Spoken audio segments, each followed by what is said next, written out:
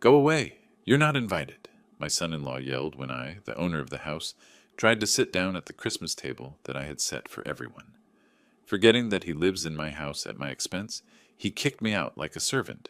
I calmly got up, walked to the front door, and took a step that shocked the guests and turned the lives of the traders upside down. Before we continue, please subscribe to the channel and write in the comments what time it is where you are now. The smell of roasting turkey filled the kitchen before sunrise. I stood at the counter, hands working through the stuffing mixture, sage, onions, celery, while darkness pressed against the window above the sink. Something felt wrong about this Christmas. The house was mine, paid off in 2011, but lately it felt like I was visiting someone else's life. I'd been cooking since 5. The turkey, 20 pounds, glistened in the oven. Cranberry sauce simmered on the back burner. Roasted vegetables waited for their turn. My hands moved efficiently despite the arthritis, muscle memory from decades of holiday meals. Nobody had offered to help. Nobody had even come downstairs yet. I remembered Amanda's phone call 3 years ago. I'd been chopping carrots when it came through, just like I was chopping them now. "Dad, we need help. Michael's company. It's gone. Just for a week or two until we figure things out. Come home, sweetheart. Stay as long as you need." They'd arrived with 3 suitcases and hollow eyes. Sterling construction had collapsed overnight. Bad investments, worse partners. Amanda had hugged me tight in this very kitchen, crying into my shoulder. "Thank you, Dad. We'll get back on our feet soon." Michael had shaken my hand firmly, his grip desperate. "You're saving our lives, Waldo." I opened the china cabinet, pulling out her plates. My wife's collection, the good ones we'd bought together in 1995. The memory shifted. 6 months after they'd moved in, I was setting the same table when Michael had walked through. "Waldo, you really should update this place. The carpets, the furniture, it's all very dated. I like it this way. It's comfortable." He'd laughed, that patronizing sound I'd hear 1,000 more times. "Comfortable for you, maybe, but we have friends coming over." I folded the napkins now, creasing them into triangles. Another memory surfaced. The check I'd written, $45,000, to save them from creditors. I still had the canceled check in my filing cabinet, dated February 2022. Amanda had cried with relief. "You're saving our lives, Waldo." Michael had clasped both my hands. "We'll pay you back for everything." The months had passed like water through a sieve. Month 12, I'd been watching the evening news when Michael took the remote from my hand. "I was watching that game, old man." Month 18, I'd overheard Amanda on her phone in the hallway. "Yeah, we're stuck living with my dad. It's suffocating." Recent weeks had brought new indignities. Being told to keep it down past 9, having my mail opened and sorted, being asked to give them space in my own living room. The doorbell rang at 3. I heard Michael's voice booming in the entryway, playing host. "Jason, Melissa, come in, come in." I stayed in the kitchen, basting the turkey one final time. Through the doorway, I watched them arrive. Jason, loud and confident, worked in tech. Melissa, his wife, had that look of someone perpetually judging her surroundings. David came next, Michael's former business associate, then 4 others whose names I'd learn later. "Thanks for having us, Mike." Jason's handshake was enthusiastic. I stepped into the dining room, extending my hand. "Welcome to my—" Michael's arm wrapped around Jason's shoulders, steering him away. "Let me show you where the drinks are." Amanda made her famous eggnog. His eyes flicked toward me, dismissive. "That's just Amanda's dad. He's staying with us for the holidays." Staying with us. The words echoed. The inversion was complete. I retreated to the kitchen. Through the doorway, I watched Michael pour my wine into my glasses, gesturing expansively about our plans for renovating the dining room. Amanda floated past, playing hostess, avoiding my eyes entirely. Jenny found me checking the oven temperature. My 15-year-old granddaughter leaned close, whispering, "Grandpa, why don't you tell them? Tell them this is your house." I patted her hand. "Sometimes, Jenny, you let people reveal themselves. Truth has a way of coming out. But it's not fair." I managed to smile. "No, it's not." The turkey emerged golden and perfect. 20 pounds of effort. I carried it through on the platter, every eye turning to admire the centerpiece. But they were looking at Michael. "Mike, this looks incredible. You've outdone yourself. Michael accepted the praise with a modest nod. Thanks, man. Been working on it all day. I stood in the doorway, holding the empty platter, my jaw tight. Amanda set out dishes, arranging them just so. The perfect hostess in someone else's home. Mine. Everyone, let's sit, Michael gestured to the table. I'd set it for 12. 12 places, 12 napkins, 12 settings of china. As they took their seats, I realized what they'd done. The arrangement left no clear place for me. I stood at the edge of my own dining room, watching strangers fill my table. I'd sat at the head of this table for 26 years, bought it in 1998, carried it through that door with my own hands, refinished it twice, fed my family on it through births and deaths and everything between. I took a step forward. My hand reached for the chair back, the chair where I'd always sat. Every eye in the room tracked the movement. My fingers closed around the wooden chair back. I began to pull it out. The scraping sound of legs against hardwood cut through the dinner chatter like a blade. Conversations died.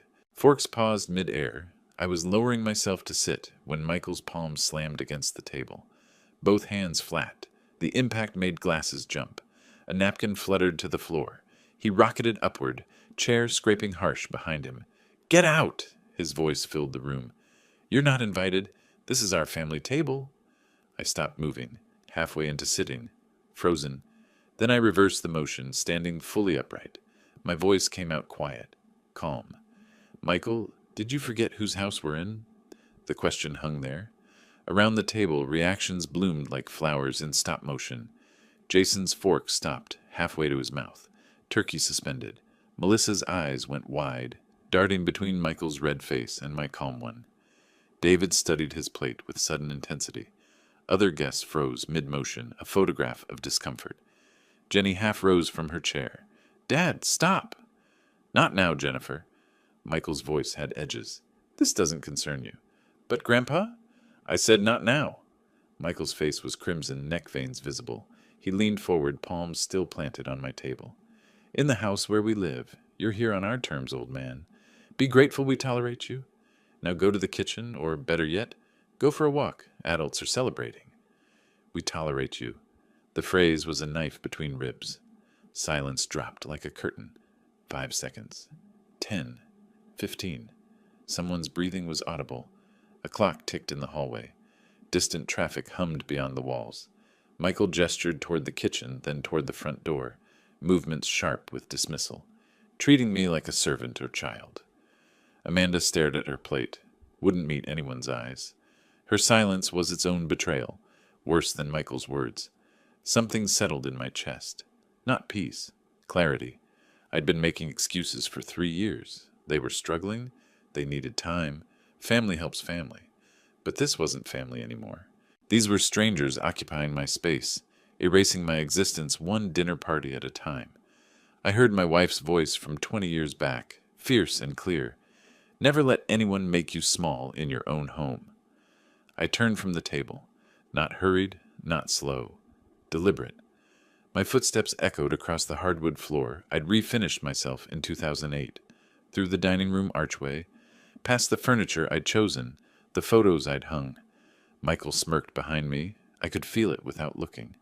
He thought I was complying, slinking away embarrassed. I stopped at the front door, placed my hand on the brass knob I'd installed 15 years ago, turned it, pulled.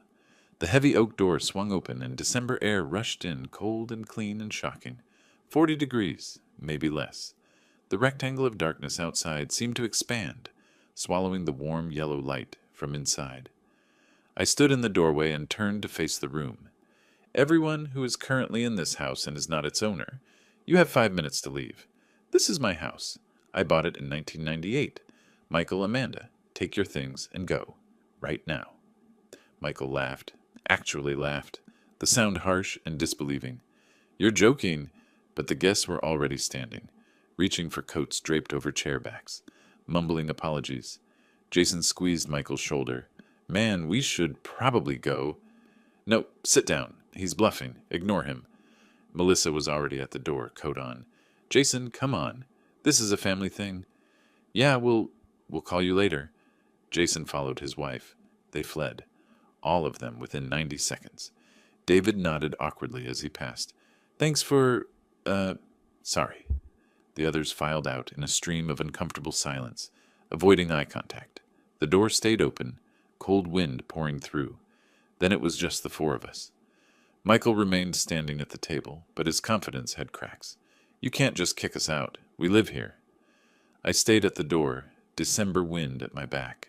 You live here as my guest. Guess I'm now asking to leave. Amanda finally spoke, her voice breaking. Dad, please. This is insane. I looked at my daughter. Our eyes met for the first time that night. Amanda, you have a choice. Make it. We're not going anywhere. Michael's defiance was returning. You're a crazy old man. I reached into my right pocket, pulled out my smartphone. My thumb wasn't clumsy. I'd taught myself technology, stayed current. I unlocked the screen, navigated to the phone app. Michael's face went from red to white faster than a traffic light. Then I'm calling the police. You wouldn't. But his voice had no conviction. My thumb moved deliberately across the screen. 9. Pressed the digit. 1. Pressed again. 1. I lifted the phone to my ear. Michael stood frozen at my table, next to my china, in my dining room. Amanda had both hands over her mouth. Jenny watched everything with wide eyes. The line began to ring. My thumb completed the motion. The final digit pressed. The phone screen lit up. Calling emergency services. 1 ring. 2. A click. 911, what's your emergency? Michael laughed. Not nervous laughter, genuine mockery. The old man's completely lost it. Sit down, Waldo. Stop embarrassing yourself. I kept my eyes on the open door, cold December air rushing past me. Yes, I need assistance. There are people in my home who are refusing to leave after I've asked them to depart. The address is 2847 Maple Grove Drive, in the Land Park District. Amanda's laugh was shakier, uncertain. She was reading the room better than her husband. Are you in danger, sir? Are the individuals threatening you? No immediate danger, but they refuse to leave my property. I am the sole owner of this residence. Officers are being dispatched. Estimated arrival 12 minutes. Please stay on the line if you feel unsafe. I'll be fine. Thank you. The click of the call ending was the loudest sound in the house. Michael's laughter died like someone had cut its throat. The smugness melted off his face like wax near a flame. Color drained from red to white in seconds. Amanda screamed. Not words at first, just sound. Pure panic made audible. Then words came. Dad, what are you doing? This is us. Your family. Jenny started crying. Quiet tears, trying to make herself invisible in the corner. Michael's aggression returned, desperate now. You can't do this. This is our home. We have rights. I remained at the open door, December wind at my back. This is my home. You have exactly 12 minutes to gather what you can carry and leave, or explain to the police why you're trespassing. That word, trespassing. It made everything real. Michael looked around as if seeing the house for the first time. Really seeing it. Whose house was this? Dad, please, we have nowhere to go. It's Christmas night.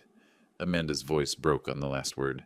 That's why I'm giving you time to pack. I could have had you removed with nothing. I felt the pull of guilt, felt it hook into my chest. But then I remembered, be grateful we tolerate you. Michael's words from an hour ago. The memory hardened my resolve like steel cooling.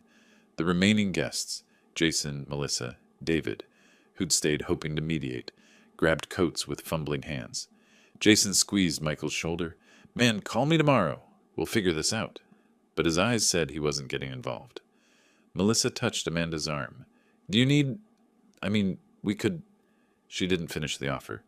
Within 3 minutes, they were gone. All of them. Their rapid departure was a verdict rendered without words. They sided with the homeowner. Now just family remained. Michael snapped into action. Amanda, pack bags.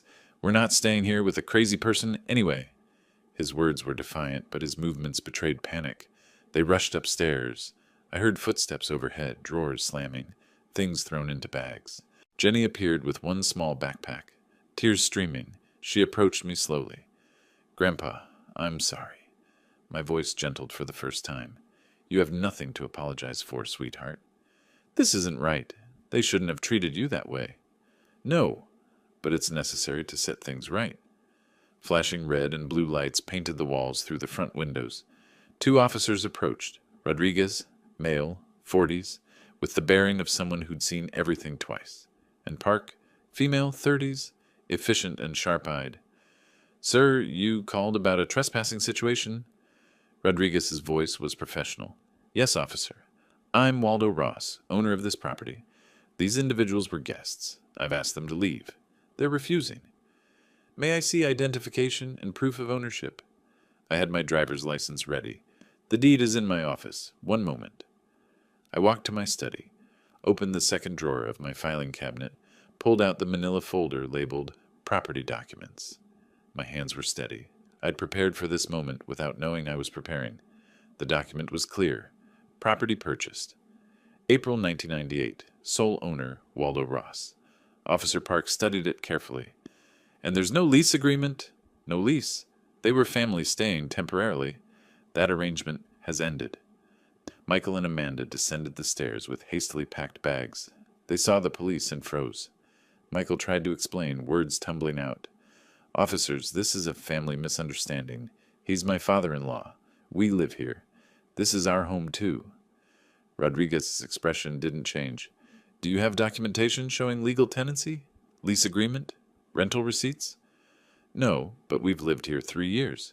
We have rights. Look up squatters' rights, or adverse possession." Officer Park was almost sympathetic. "Sir, adverse possession requires specific legal conditions and typically a much longer time frame. This is private property. The owner is asking you to leave." "But we're family," Amanda's voice cracked. Rodriguez looked at me. "Sir, do you want these individuals removed from the property?" I looked at Amanda, saw my daughter, saw 3 years of disrespect, of erasure, of being made small in my own home. "Yes, officer, I want them to leave. They don't have permission to be here." "You need to vacate the premises now," Rodriguez said to them. "Take what you have with you. You can arrange to collect remaining belongings later through civil means." Michael's face twisted with rage and humiliation. Amanda clutched her bag, mascara running in black tracks down her cheeks.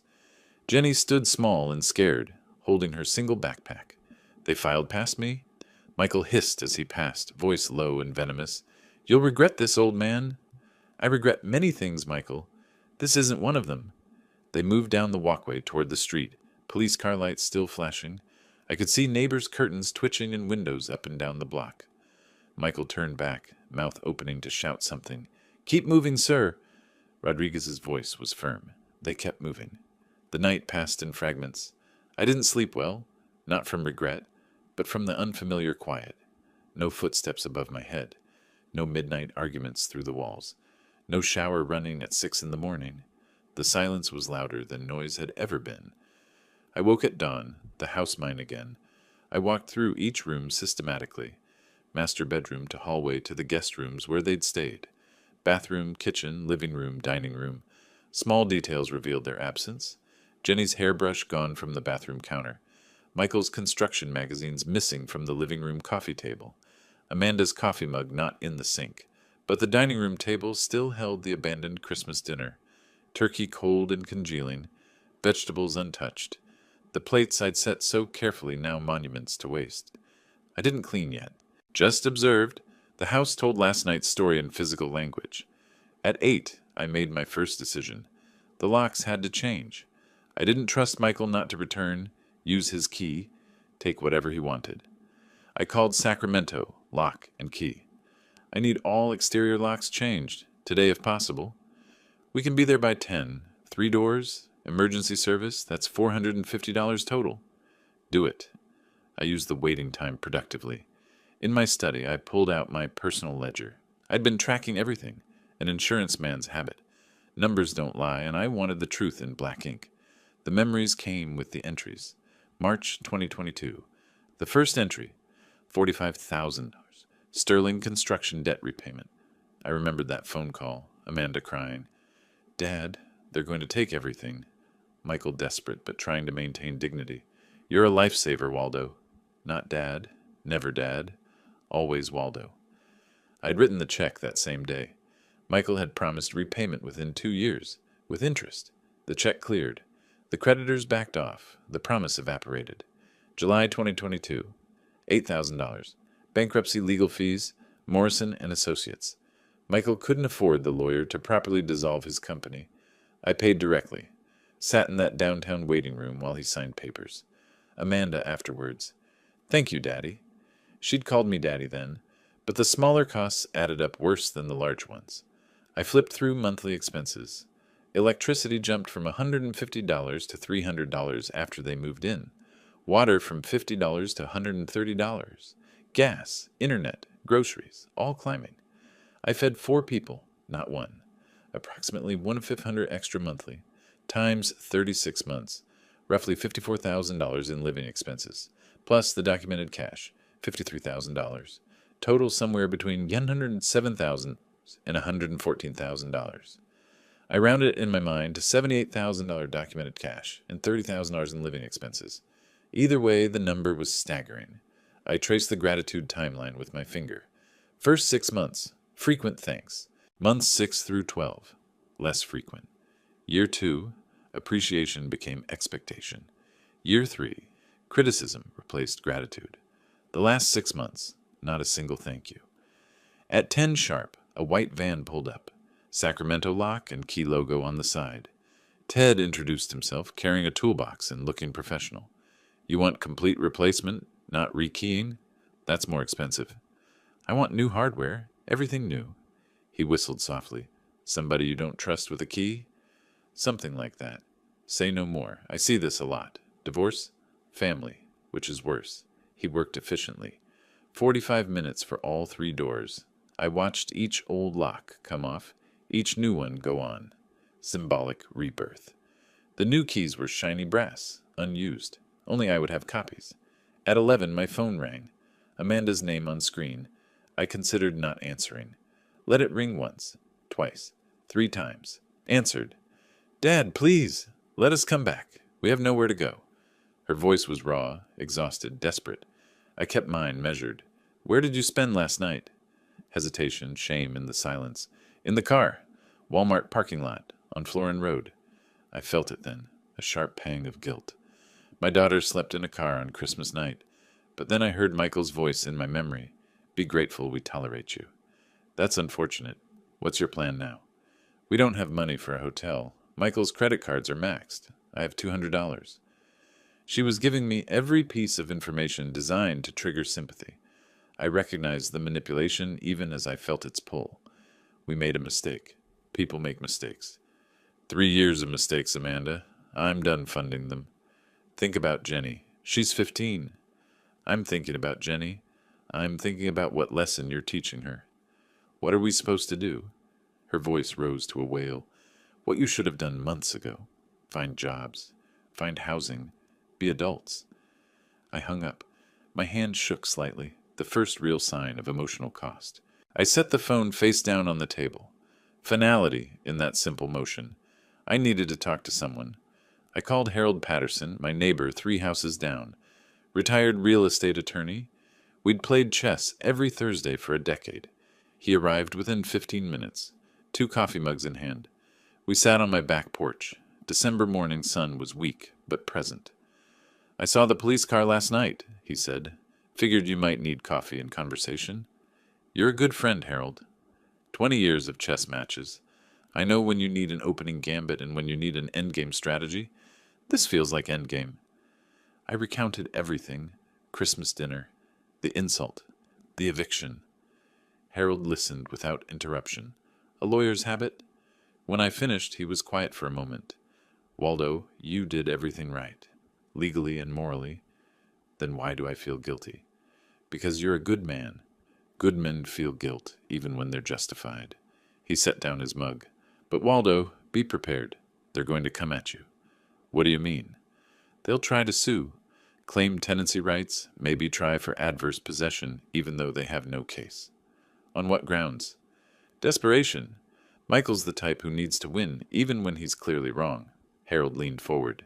Do you have documentation? Proof you paid for everything? Every check, every receipt. I keep records. He smiled. Of course you do. You're an insurance man. You document everything. His expression turned serious. Get a lawyer. A good one. Not when they sue. Now. Be proactive. I know someone. Robert Morrison. We go back 20 years. Call him today. The sun warmed the porch. Harold's coffee mug sat on the table between us. My phone lay within reach. I picked it up, scrolled to contacts, found Morrison's name. My thumb hovered over it. The next phase was beginning. The week that followed moved like a chess game. Quiet moves, careful strategy. I spent my days in the reclaimed silence of my house, and my nights planning the next phase. On the 7th day after Christmas, I drove downtown to see Robert Morrison. Highway 99 south from Land Park, the familiar route I'd taken for 30 years. Exit at Capitol Mall, the Sacramento skyline rising ahead, the Capitol Dome gleaming even in January's gray light. I found parking in the garage at $3 an hour and walked 2 blocks to 505 feet of Capitol Mall. Morrison and Associates occupied the 15th floor. Modern glass high-rise, marble floors in the reception area, furniture that whispered expensive without shouting it. The receptionist smiled with recognition. Mr. Morrison is expecting you, Mr. Ross. Conference room B. I carried my leather document folder, heavy with papers, heavy with the weight of 3 years documented. Robert Morrison stood when I entered. 52, sharp dresser, reading glasses hanging from a chain. We'd known each other 20 years through insurance industry connections. He'd handled some contracts when I sold Ross Insurance Group, but we hadn't spoken in 2 or 3 years since the sale. Harold called me, said you had a family situation that might turn legal. I set the folder on the conference table. It already is legal. I evicted my daughter and son-in-law on Christmas night. Now I'm preparing for the retaliation. On Christmas, that's bold. Necessary. Robert reviewed the eviction details, nodding occasionally.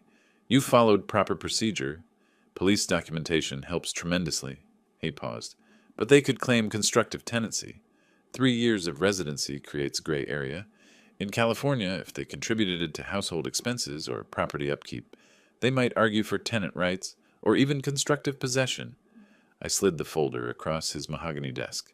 They didn't contribute. I have proof. He opened it. Bank statements, canceled checks, email printouts, receipts. Everything organized with colored tabs. His eyebrows rose with each page he turned. March 2022. Bank statement. $45,000 check to Sterling Construction. Memo line reading, debt repayment. July 2022, $8,000 to Morrison and Associates. Robert looked up. I didn't realize you paid for Michael's bankruptcy filing. You handled it. I paid for it. He continued through monthly utility bills, all in my name, all charged to my credit card, grocery receipts spanning 3 years. Then he reached the emails. One from Amanda, November 2023, jumped out. Thanks for letting us stay in your house, Dad. We'll get back on our feet soon. Your house, Robert read aloud. She acknowledged ownership explicitly. She did. He leaned back, removed his reading glasses. Waldo, this is comprehensive. Most people don't keep records like this. I was in insurance for 35 years, Robert. Documentation was my job. Still, this level of detail suggests you were expecting this? Not expecting? Preparing? There's a difference. He studied me for a moment. With your resources, we can fight anything they throw at you. Though honestly, on a fixed pension... I'm not on a fixed pension, Robert. He paused. What? Ross Insurance Group. I sold it in 2020. You handled part of the transaction. I watched his memory engage. That sale was $2.3 million. You never told them? I wanted to see who they really were without money's influence. So you hid your wealth to protect them from greed, and they became greedy anyway? I managed a bitter smile. Ironic, isn't it? I watched families destroy each other over insurance money for decades. Thought I could prevent it in my own family. But you couldn't? No. I just learned the truth sooner. Robert shifted gears. Lawyer mode fully engaged. With these resources, we should file a civil suit first. Recover your $78,000. Control the narrative. No. Let them file first. I want them to hang themselves. That's risky. If they strike first, they will strike first. Michael's ego demands it, and when he does, I'll be ready. He considered this. My standard rate is $450 per hour. Litigation retainer is typically $15,000. I was already pulling out my checkbook. Draw up the agreement. I'll wire additional funds if needed. You're certain? Family lawsuits get ugly. It's already ugly, Robert. I'm just making sure I don't lose. I wrote the check without hesitation. $15,000. Neat handwriting. Tore it along the perforated line, slid it across the desk. The ease of the motion revealed what words couldn't. I'll prepare a comprehensive defense package, Robert said. Everything we need. I stood, gathering my folder. Also, prepare a civil complaint for the $78,000. Have it ready to file, but don't file yet. You really think they'll sue first? Michael Sterling doesn't know how to admit defeat. He'll sue. And when he does, we'll counterpunch. We shook hands. Not the polite greeting from when I'd arrived, but the firm grip of equals, of partners in strategy. My hand was on the doorknob when Robert spoke again. Waldo, why wait a week to come see me?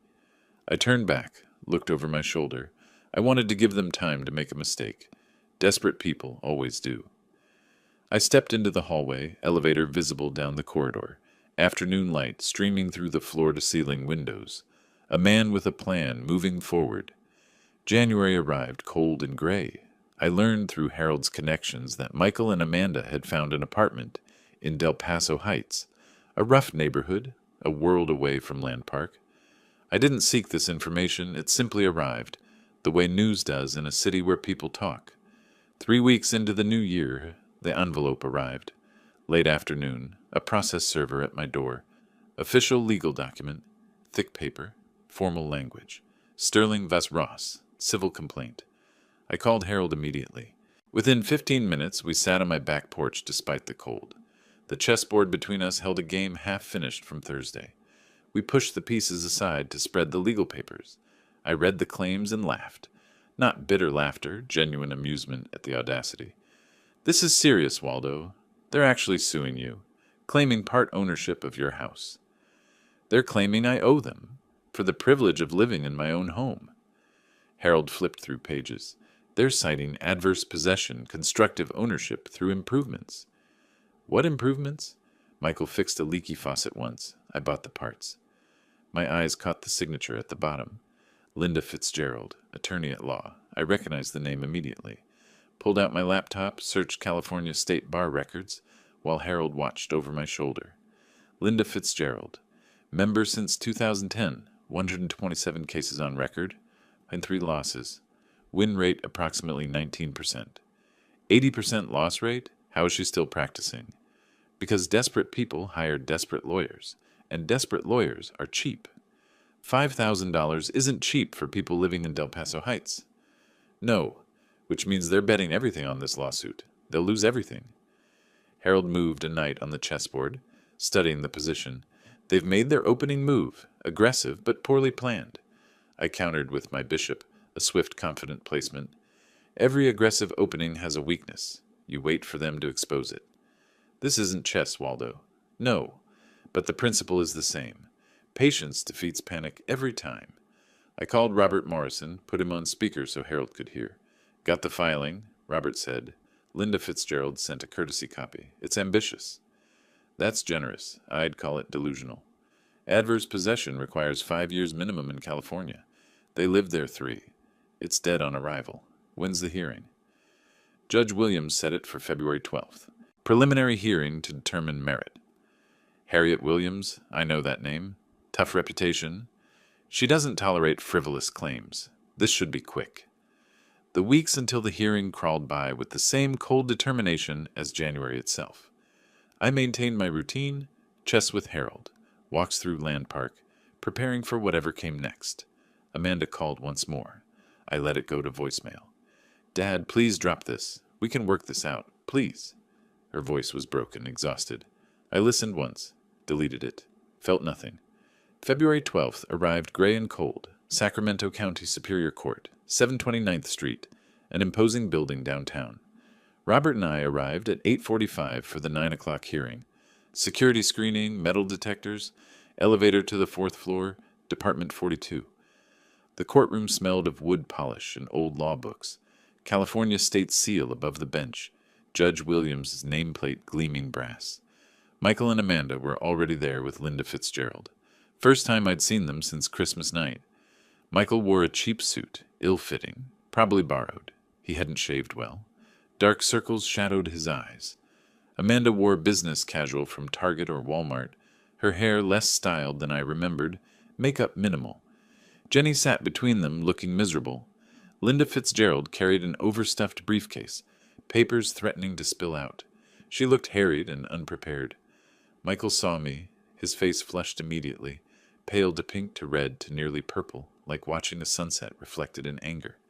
Amanda looked away, wouldn't meet my eyes. Jenny gave a small, sad wave. I nodded back. All rise. Department 42 now in session. Honorable Harriet Williams presiding. Judge Williams was an African-American woman in her 60s, gray hair in a professional bun, reading glasses on a chain. Her expression suggested she'd seen every type of foolishness courts could offer. She took the bench, reviewed the file briefly. I've reviewed the complaint and response. Let's get straight to it. Ms. Fitzgerald, your clients are claiming what, exactly? Linda stood, fumbling with papers. Your Honor, my clients resided at the defendant's property for 36 months. They established adverse possession through continuous occupancy. Adverse possession requires 5 years minimum in California.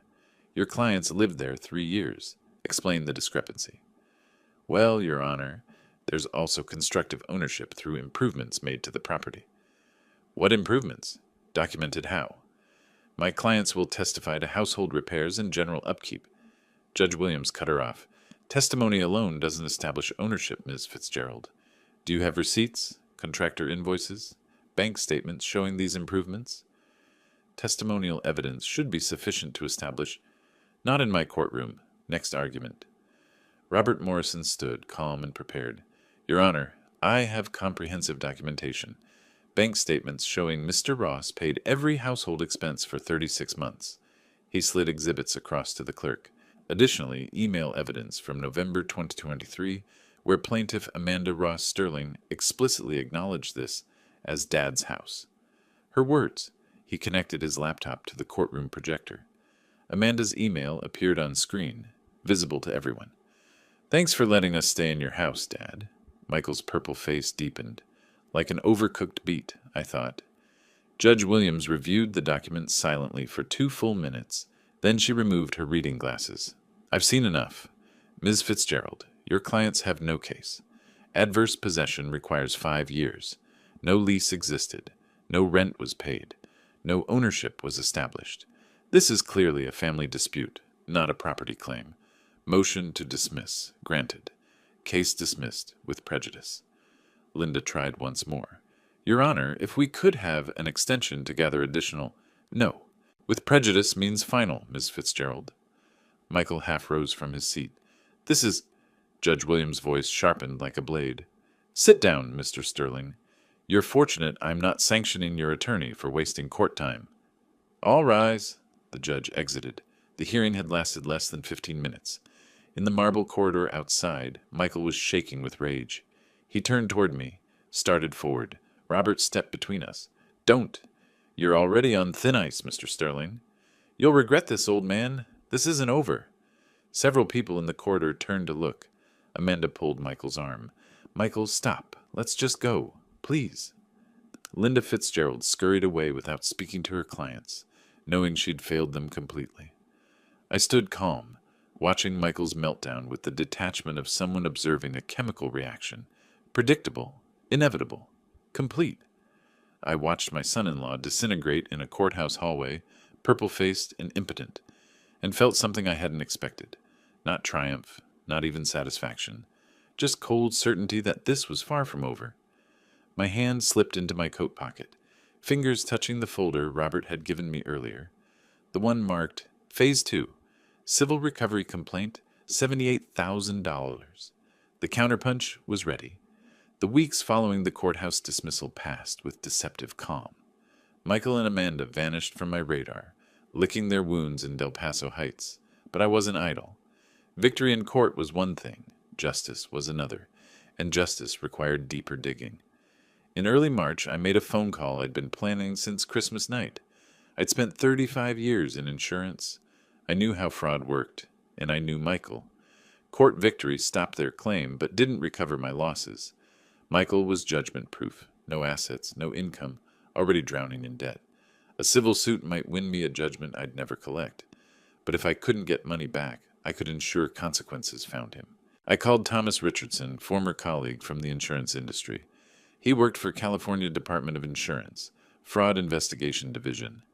We hadn't spoken in 18 months, but maintained cordial professional ties. Thomas, it's Waldo Ross.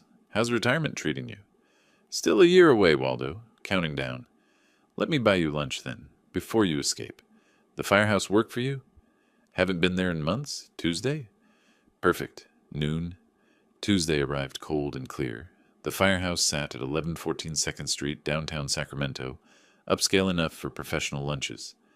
I arrived first, always did, control tactic, and secured a quiet corner table. Thomas arrived at noon, sharp. 58, gray hair, bureaucrat's careful manner. We covered weather, mutual acquaintances, his approaching retirement. I waited until after entrees arrived to mention Sterling Construction. Cut my steak, took a bite, chewed, swallowed, then reached for my water glass. Remember that construction company that went under few years back? Sterling Construction? Thomas paused mid-bite, thinking. Sterling? Yeah, that rings a bell. We had some complaints on them. Complaints? What kind? Insurance fraud allegations, inflated damage claims. We started investigating, but the company went bankrupt before we could build a case. So the investigation just stopped. Usually does when there's no business entity. We moved to active cases. The seed was planted. Investigation abandoned, not resolved. After lunch, I returned home and began researching. Sacramento County business records, bankruptcy filings, all public information, found Kevin Torres listed as 25% partner in Sterling Construction, LLC. Further digging, Kevin now worked as foreman at Davidson Brothers Construction. I called Davidson Brothers, said I was an old friend of the family, got Kevin's cell number from a helpful receptionist. That evening, I made the call. Kevin Torres? My name is Waldo Ross. I'm Michael Sterling's former father-in-law. His response was immediate, bitter. Former? Good for you. That guy's a snake. The venom in his voice was promising. That's becoming clear. I paid $45,000 to save Sterling Construction, learning it wasn't worth saving. 45 grand? Man, you got played. That company was rotten from the start. Kevin's story poured out. Sterling Construction had done commercial renovations. 2019 project, warehouse renovation. During construction, section of roof, accidentally damaged. Michael filed insurance claim for $120,000, repairs and business interruption. Insurance paid out. Actual repair cost, $40,000. Michael pocketed the $80,000 difference. I confronted him. He said it was creative accounting. I said it was fraud. What did you call it after he forced you out? Theft. But my lawyer said proving it would cost more than I'd win. I kept the documents anyway, out of spite. Do you still have them? Original invoices, claim forms? Every single page. What if those documents reach the Department of Insurance? Pause. Then, would they actually investigate? With solid evidence and credible witness? Yes. Where do I send them? I'd love to nail that bastard. I gave him Robert Morrison's office address. A week later, Robert called. Got a package from Kevin Torres. Insurance claim forms, repair invoices, email chain. This is damning, Waldo. Clear insurance fraud. $80,000 discrepancy. Can you forward it to the department? Anonymously. I can file as concerned party. Won't include names unless they need witness testimony. Do it. This could mean criminal charges. Good.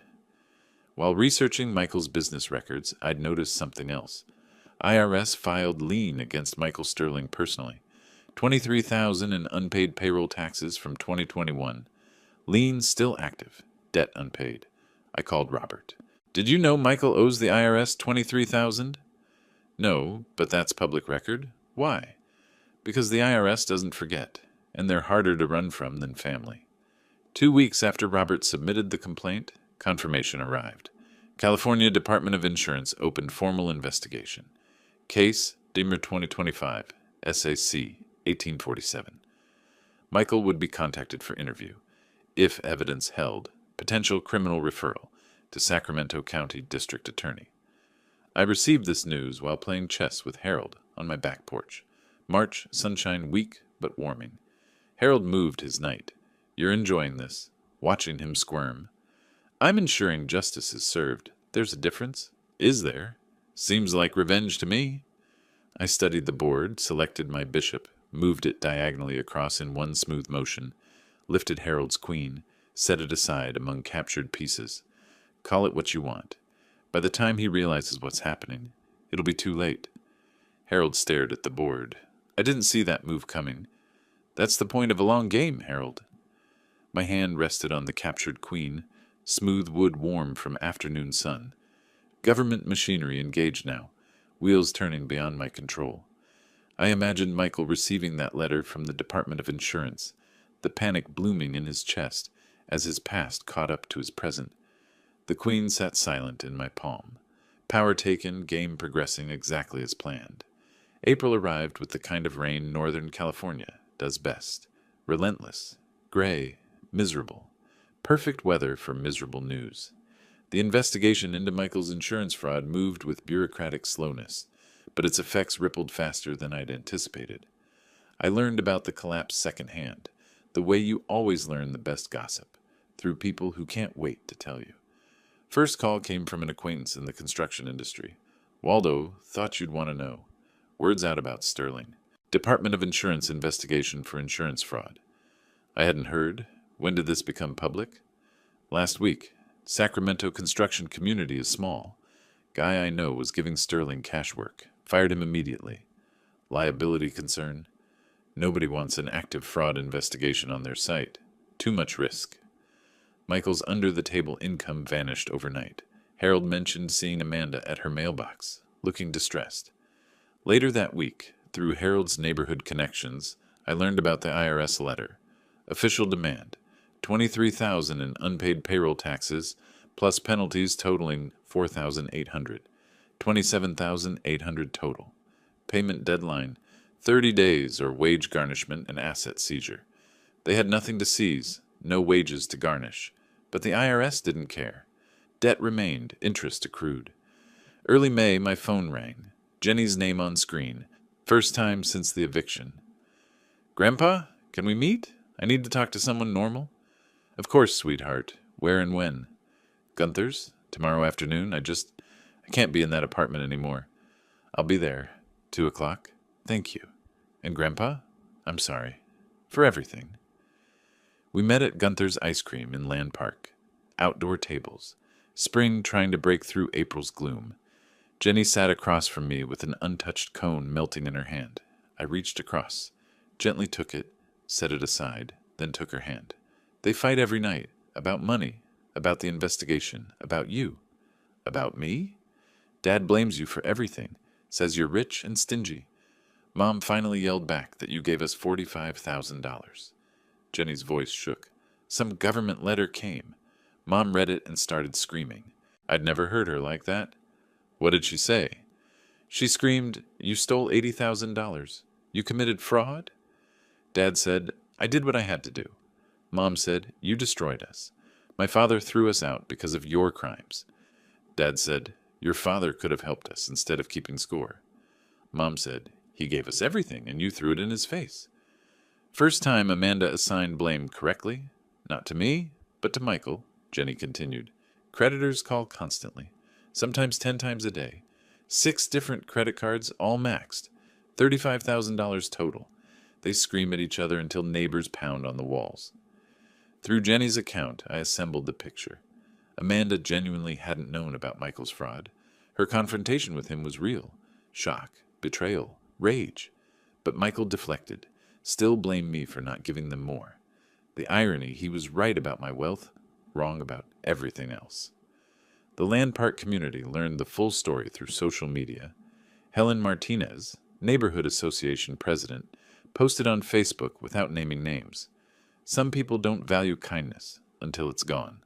Seeing someone treat their elderly parent like a servant, then act shocked when there are consequences. That's not misfortune. That's karma.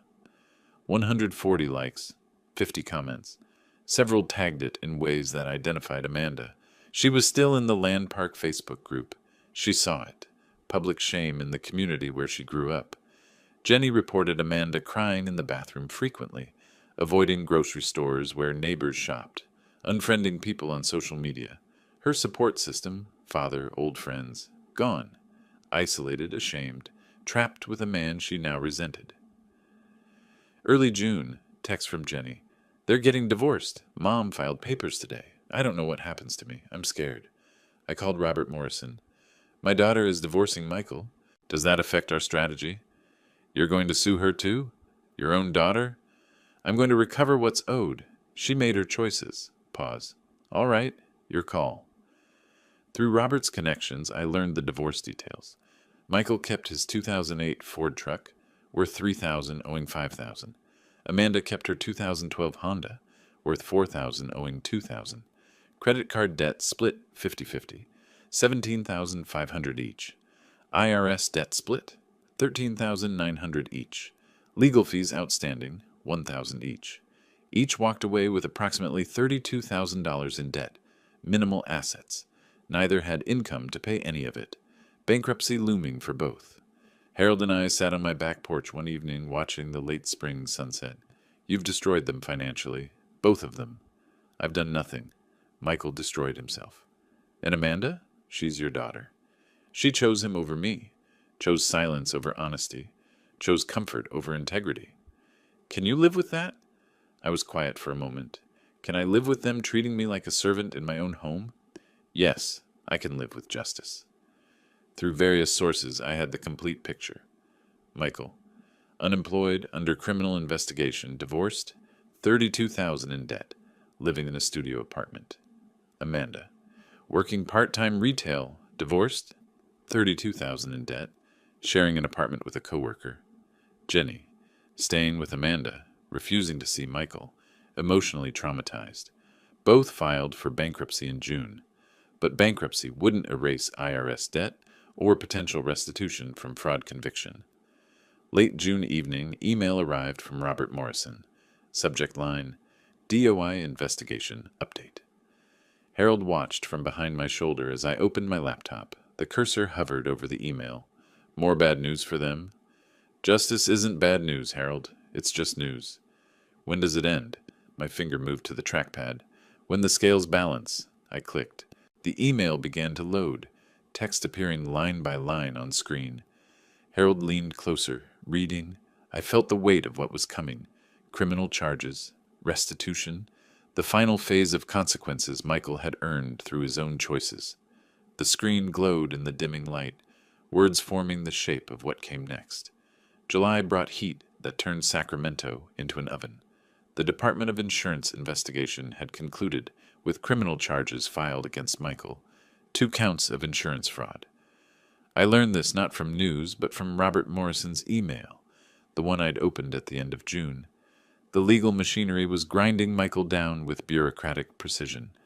I should have felt satisfied. Instead, I felt restless, like a chess player who'd won the game but found no opponent left to challenge.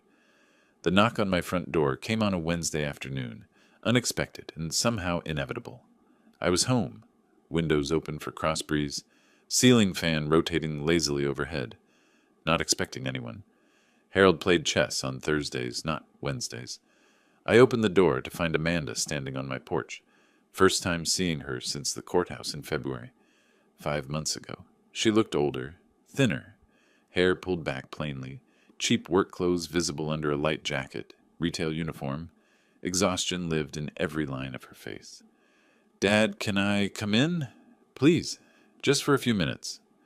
I stepped aside without speaking. She entered slowly, looking around the house as if seeing it for the first time. Noticed things had changed. I'd redecorated slightly, made the space mine again. The absence of her family's belongings was evident in the empty corners, the rearranged furniture. We moved to the living room. I gestured to a chair, not the couch. Maintaining distance, sat across from her, waiting. The silence stretched. She struggled to begin. I didn't help, didn't make it easier. Finally, Dad, I'm so sorry. For everything. She'd rehearsed this, but emotion broke through practiced words. I was blind. Michael manipulated me, but that's not an excuse. I let him treat you terribly. I stayed silent when I should have spoken up. Her voice caught. I chose comfort over integrity. I chose him over you, and I lost everything that mattered. I listened without interrupting. Part of me saw my little girl, the daughter I'd raised, now broken and seeking forgiveness. Another part remembered Christmas night, her silence at that table, years of being invisible in my own home, the pull of fatherhood versus the demand of justice. My hands gripped the chair arms, jaw tight. She continued, I'm not asking you to take me back. I'm not asking for money or help. I have a job now. Retail, minimum wage, but it's mine. I'm figuring things out. She met my eyes. I just needed you to know. I understand what I lost. I understand who you were trying to be for us. You gave us everything, and we threw it back at you.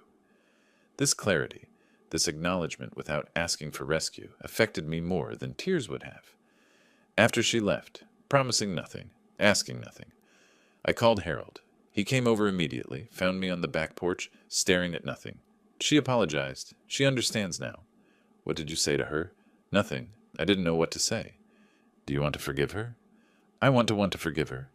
But every time I start to soften, I remember the years, the silence, the contempt. Harold's wisdom settled over us like evening light. Forgiveness doesn't mean erasing consequences. She can be forgiven and still face what she's done. Over the next few days, my decision crystallized. I'd been holding the civil complaint since February. Robert had prepared it, never filed. Time to file. Not from revenge, but from justice. They'd taken from me financially and emotionally. They must repay what could be repaid. Forgiveness could coexist with accountability. I called Robert Morrison. File the complaint. $78,000 against both of them, jointly and severally. You're certain? After Amanda's apology. Because of it. She understands consequences now. This is part of those consequences. Robert filed in Sacramento County Superior Court. Claim $78,000 in documented loans and expenses. Both Michael and Amanda would be served with summons. Court date set for late August. Final hearing in September. Week after filing, I called Amanda.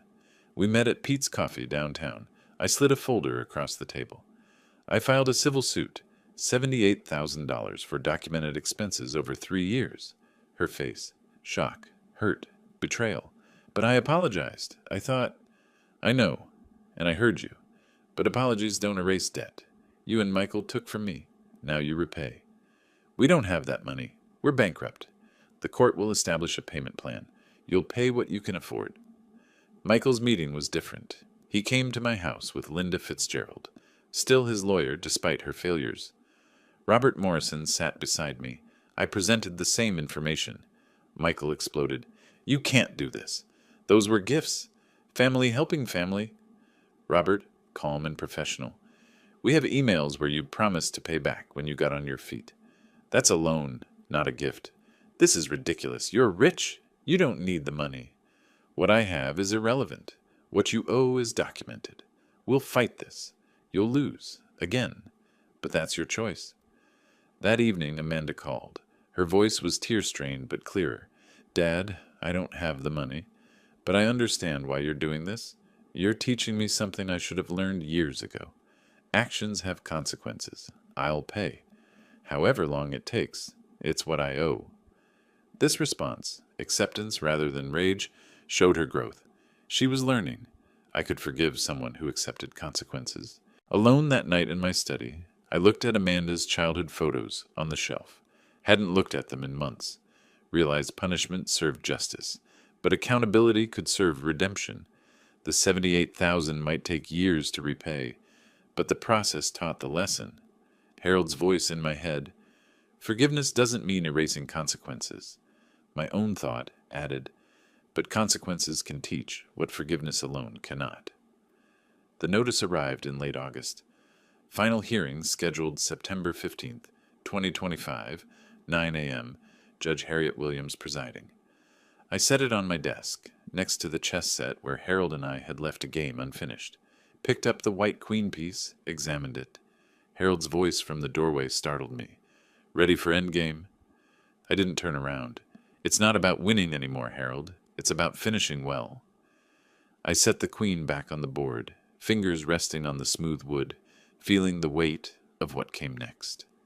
September 15th arrived with the kind of clarity Northern California reserves for autumn.